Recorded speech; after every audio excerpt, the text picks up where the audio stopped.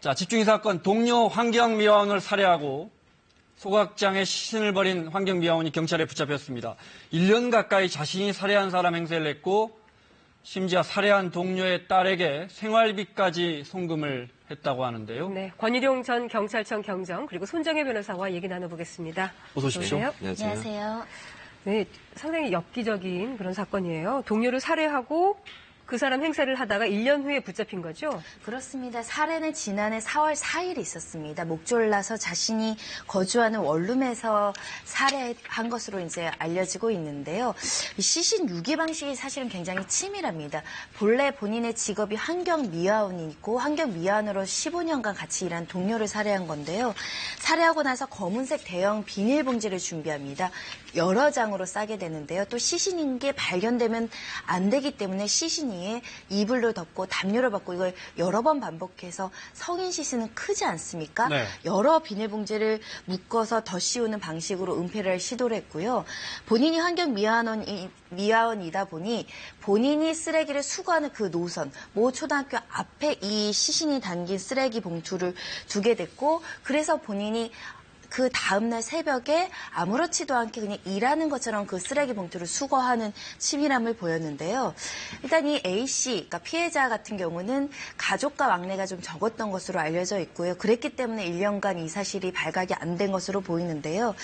그러면서 이제 연락이 안 되고 문자만 연락이 되는데 이상한 점이 발견이 됩니다. 왜냐하면 카드 사용 내역이 자꾸 독촉장이 오고 전화가 오는데 그 카드 미납금이 수천만 원에 이르게 되고 또 그 내역 중에는 이상한 내역이 있었습니다. 특히 이 인천 지역 술집에서 카드를 결제한 게 있는데 이때는 이 사람, 그러니까 우리 가족이 쓴 게 아니라 이 가해자인 용의자가 쓴 것이 확인이 되면서 실종 사건이 강력 사건으로 전환이 됐습니다. 네, 그러면서 이제 1년 만에 범행이 발각이 됐는데요. 이틀 전에 현장 검증이 있었습니다. 화면 보시겠습니다. 점퍼를 입고 모자와 마스크로 얼굴을 가린 피의자 50살 이모 씨의 모습입니다. 5평 남짓한 좁은 원룸에서 이 씨는 15년 직인 59살의 동료를 살해하고 시신을 쓰레기로 위장하는 장면을 태연하게 재현합니다. 얼마 동안 눌렀어요? 잘 기억은 안 나는데 10초, 20초 누른 것 같습니다. 테이프는 총 몇 번이나 묶었나요? 10번이나 묶었습니다. 이 봉투가 잘 안 찢어지나요? 네. 이어서 시신을 차 트렁크에 싣고 자신이 쓰레기를 수거하는 노선에 있는 한 초등학교 앞에 도로가로 옮기는 모습도 재현했습니다.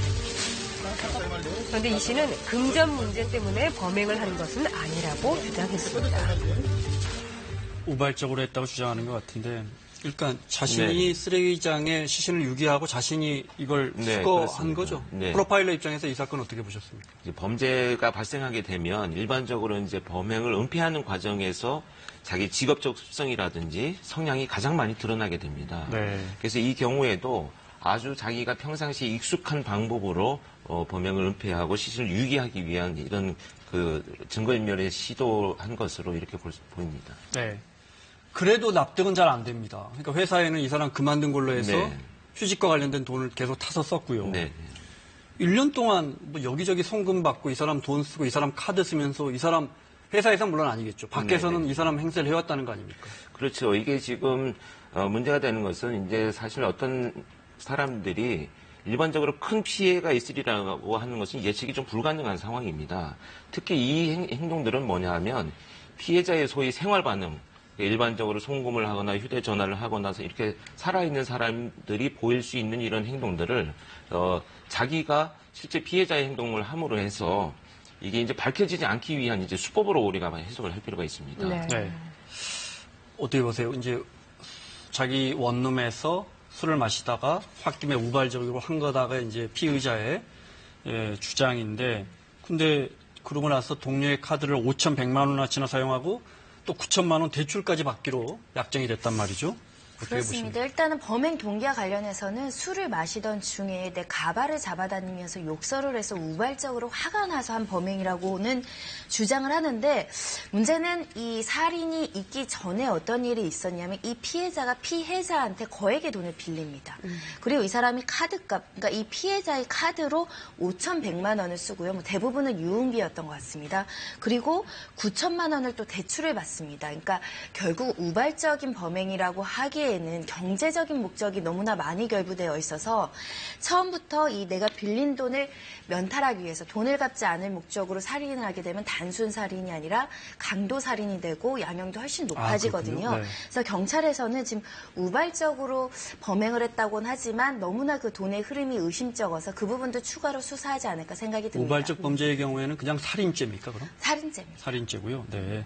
근데 그게 내가 저 사람에 해서 경제적 이익을 취하겠다 그러면은 강도 살인이 되는 그러니까 거군요. 채무를 면탈하거나 돈을 빼앗길 목적으로 살인을 하게 되면 강도 살인이 되고요. 네. 일반 살인이라고 하더라도 재질에 있어서 그냥 살인하고 유기하는 거에 그치지 않고 금전적인 부분들을 취득하고 이용하게 되면 양형도 높아질 수 그렇군요. 있습니다. 네. 다른 것도 그렇다 치지만 네. 그 사람 신분증 가져가가지고 대출을 받았다는 거예요. 네. 이게 은행이 잘못한 겁니까? 그 본인 본인 확인을 했을 확인에 거 아닙니까?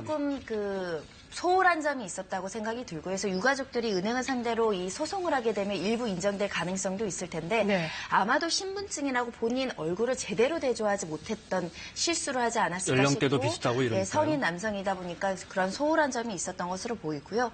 워낙에 15년 동안 동료로서 같이 사니까 무슨 은행에 얼마나 네, 은행 네. 거래를 잘하는지 이걸 속속들이 알고 있어서 이 범행이 더 수월하지 않았을까 생각이 듭니다. 네. 그리고 굉장히 주도면밀하다고 볼 수 있는 점이 범행 후에 숨진 동료가 살아있는 것처럼 숨진 동료의 네, 이름으로 네. 구청에 휴직계를 제출을 네, 네. 했고 휴직 급여도 탔었더라고요. 그렇습니다. 이게 지금 이 부분이 방금 말씀하신 대로 본질적으로 이 사건이 벌어진 원인이나 동기가 금전적인 취득을 위한 것인지 네. 아니면 아까 말씀드린 바와 같이 단순히 범행이 드러나지 않기 위해서 생활 반응을 보여주기 위한 행동을 한 것인지가 분명히 경찰 수사에서 밝혀져야 될 부분입니다. 금전적인 이득을 취하는 애초에 이런 목적을 갖고 있었다라고 한다면 이 범죄 자체가 상당히 지금 가중 처벌을 받는 네, 이런 문제가 그렇군요. 생기죠. 네.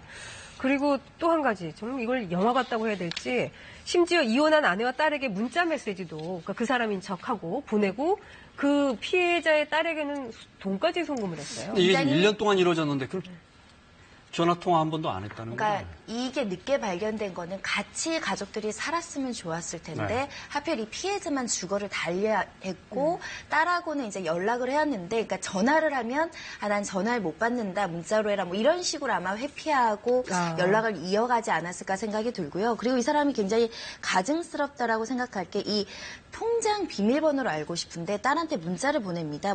뭐라고 하냐면은 기억이 안 난다. 통장 비밀번호가 기억이 안 난다라고 하면서 비밀번호를 딸로부터 취득하는 가정도 있었고요.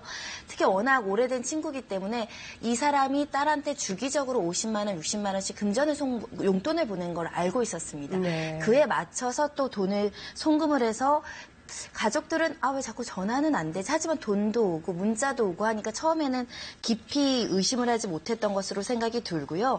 그리고 이제 결정적으로 이제 채무 독촉장하고 신용카드 때문에 이제 문제가 잡히는지 처음에는 다 실종된 상태인 줄 알았던 겁니다. 그러면서 이게 조금 늦게 완전 범행을 꿈꿨던 것으로 보이는데 결국은 그 피해자를 위장한 것이 다 발견이 됐습니다. 네.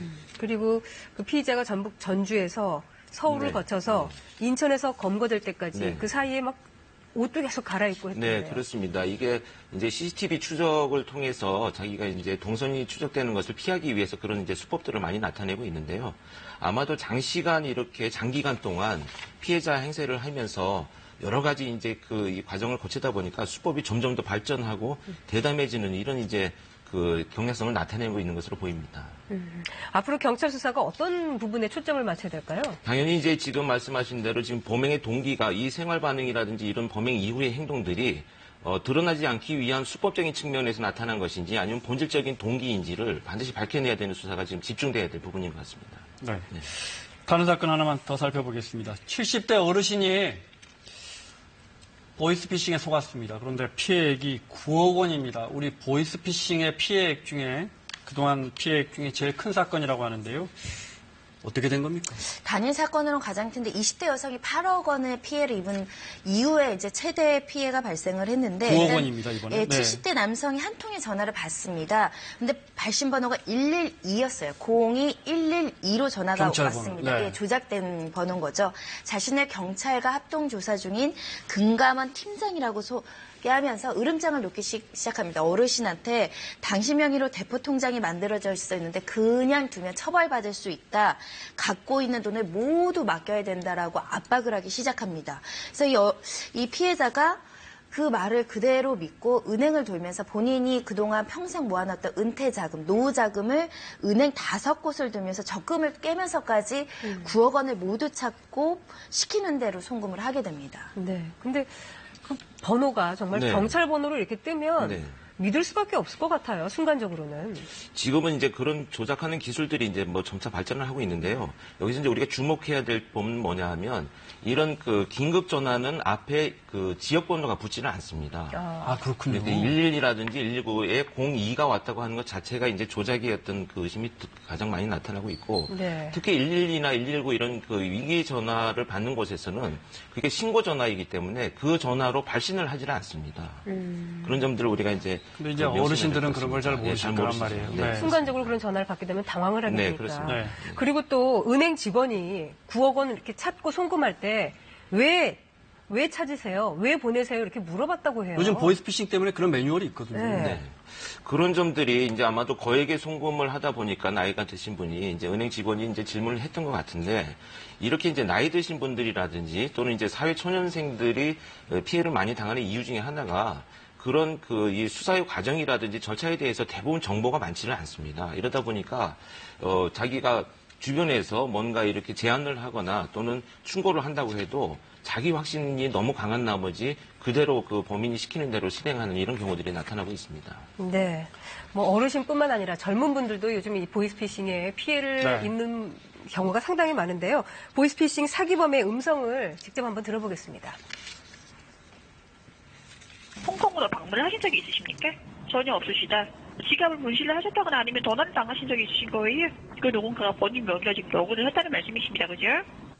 또 다른 사기범의 목소리도 들어보겠습니다. 법하셔도 돼요. 그럼 저희가 원칙대로 구속조사를 본인 앞으로 진행을 할 겁니다. 본인 신상명부에 남게 되어 있습니다.